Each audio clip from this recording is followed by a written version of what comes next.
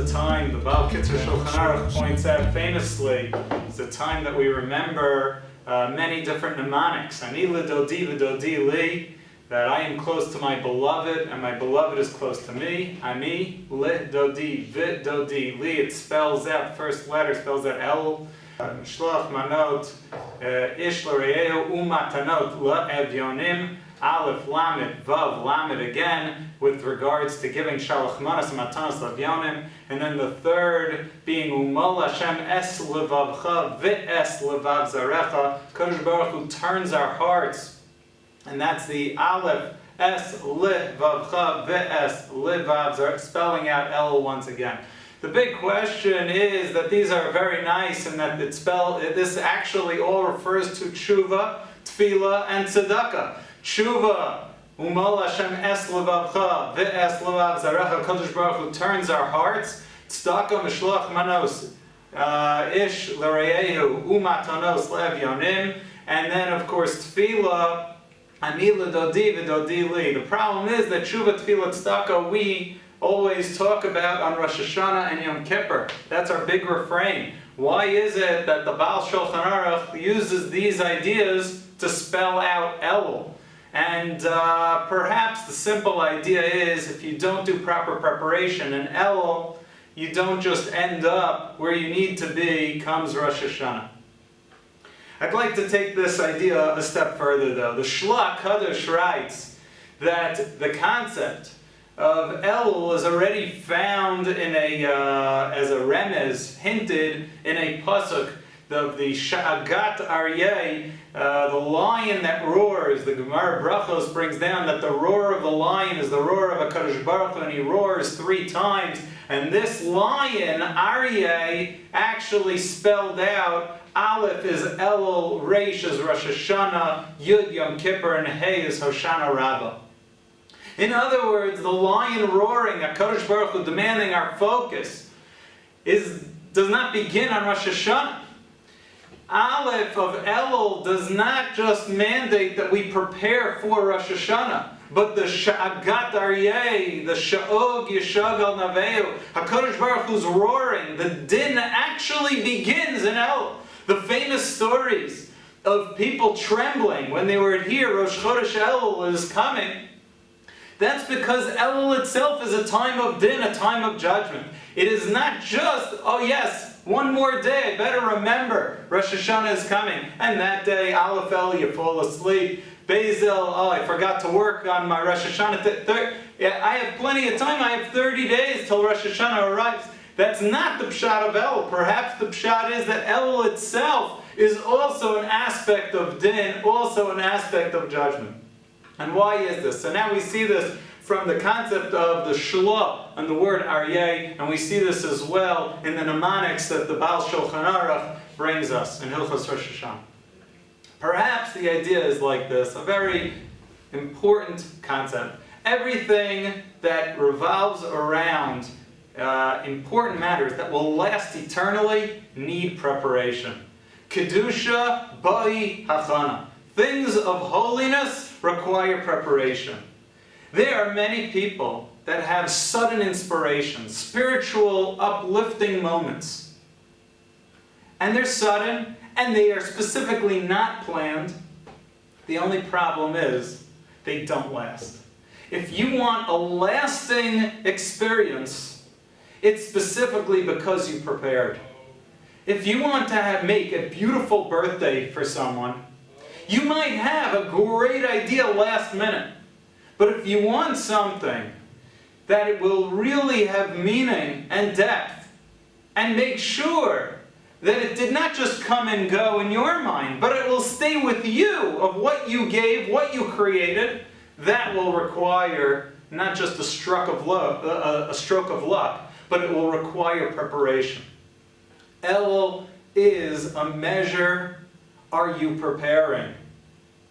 Meaning, the judgment of Elul is, do I care to actually prepare? Do I care to make it permanent? Comes the shofar of Elul, and it is not just, let's get practicing. Let's get that practice started so that way when we blow in Rosh Hashanah, I'll hear it. The practice, that preparation of the shofar. Do I wake up when I hear shofar? Or will that shofar in Rosh Hashanah just be, oh, now I'm inspired? If we continue to relegate our inspirational moments to the minimum, they will live in the minimum. The goal, though, is to make it lasting, to make it empowering, and that every day of Elul, I say to myself, I have to wake up. This is the sha'og, the roar of HaKadosh Baruch Hu. And it will bring it to a story. There's a story in Gemara Chulin that tells us a Caesar, a Roman Caesar, approached Rabbi Yeshua ben Levi and he said, Rabbi Yeshua ben Levi, your God is akin to a lion. Your God is a lion can be tamed and controlled. Every country in the world has a govarayot, has a lion cage that man has captured. If your God is similar to a lion, that means that man can control God. So Rabbi Yeshua ben Levi said back to the Roman Caesar, I don't think you understand what kind of lion we're referring to here. This is a big lion. And the Caesar said, even a big lion, I still don't buy it. Man is stronger. He can outsmart a big lion. Rabbi Yeshua ben Levi said, okay, I take your challenge, and if you insist, I'll show you just a little glimpse. And he calls upon HaKadosh Baruch Hu to bring out the grand lion of heaven, and all of a sudden, from the depths of the desert, the Gemara in Chulin reports, the lion comes out and starts to roar. And when it arrives at the point 400 parsa away, it roars. And all the pregnant women, the Roman women, they lose their fetuses. And the walls of Rome come collapsing down. And the Roman Caesar says, yeah, afal pichein, even so. No, it's still just a lion. And then the lion gets 100 parsa closer, now 300 parsa away. And at this point, it lets out a roar. Everybody in the country falls. All the men and women lose their teeth. And the Caesar himself falls off his throne. And he realizes there's a problem. And he begs Rabbi Yeshua ben Levi, enough, I understand, this is a different lion. What is pshat in this story? I'd like to suggest in our concluding point. This is the story of every one of us. No! HaKadosh Baruch Hu exists. Everyone knows if you ask them, is there a God? Most people will say, yeah, but let me live my life. It's just a lion. It's just something that, even a lion could be scary, but it can be tamed. Usually they're not in the town. I could lead my life however I wish. It's not the biggest deal. Let me see. Elul, the lion comes roaring.